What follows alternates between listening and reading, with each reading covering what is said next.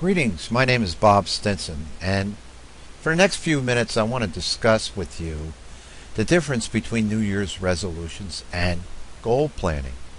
Goal planning, of course, is a very important part of any business or personal success planning program. You know, on January 1st of every year, many of us have a list of New Year's resolutions. And if you belong to a health club like I do, and you go into that club on January 2nd, you'll see that most of the equipment is being used, and there are a lot of faces that you've never seen before. Well, patience is the main thing here, because as time goes on, by February 1st, you can use any of the equipment there. The track will be wide open, and it's all yours. Well, what happened? What happened between the 2nd of January and the 1st of February? Well, I'd like to say that those resolutions were basically determined wishes. Not just wishes, but people were really determined to make that happen. And you know, there's an old expression which says, if all wishes were horses, all beggars would ride. And that's what you need to know about resolutions. So let's compare resolutions with goals.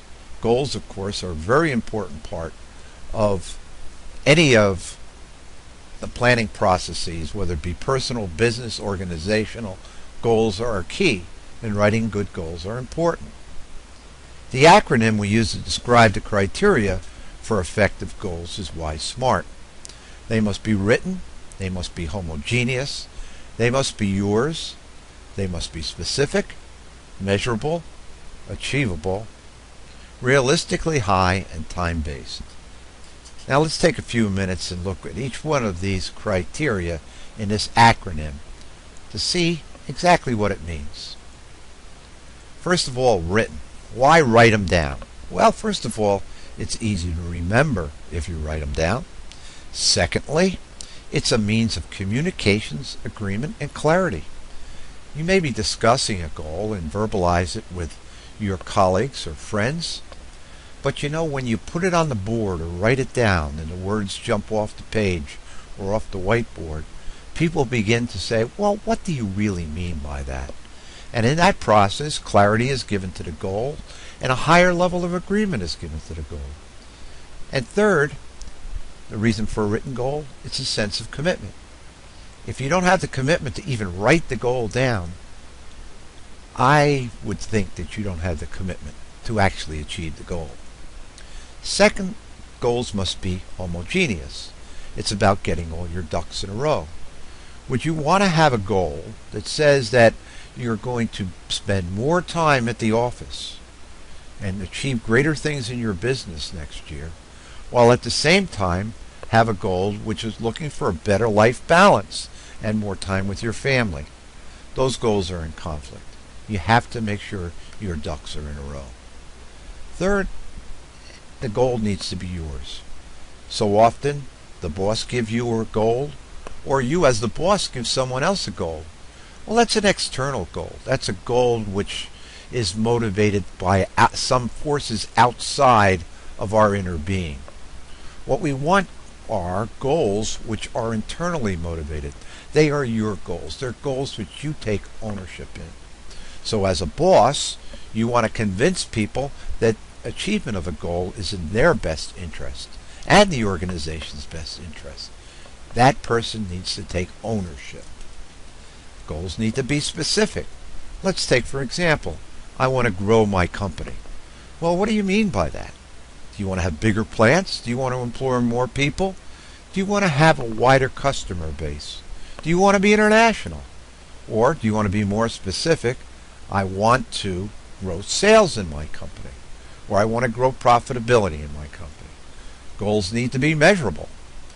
It's easy if it's a quantitative goal because it may be measured in inches or dollars of sales or labor hours or expense rates. Those are all measurable.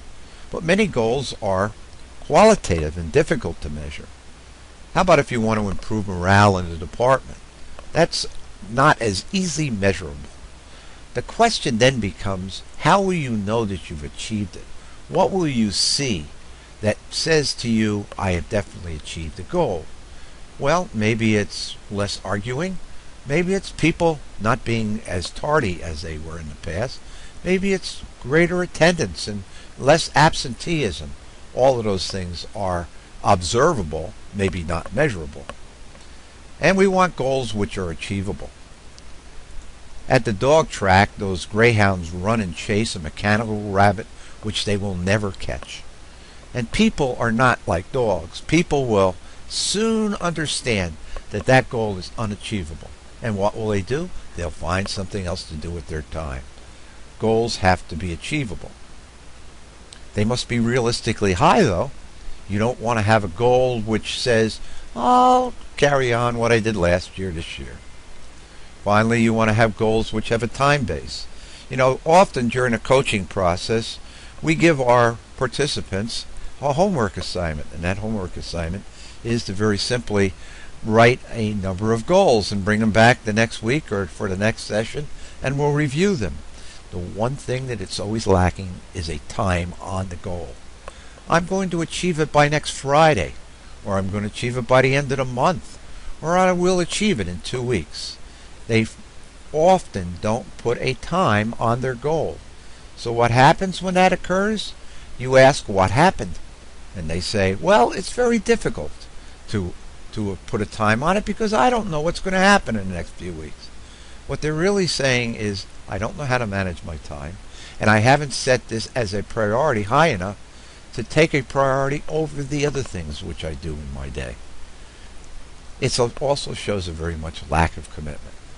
So, what's my advice? Practice goal setting. Practice writing those goals down. Check them against the why SMART criteria. Share them with others. And make them part of your planning process. We invite your questions and comments. You can email me at bob@plansgoals.com or call us at 910-575-1286. Appreciate your participation and hope to see you again.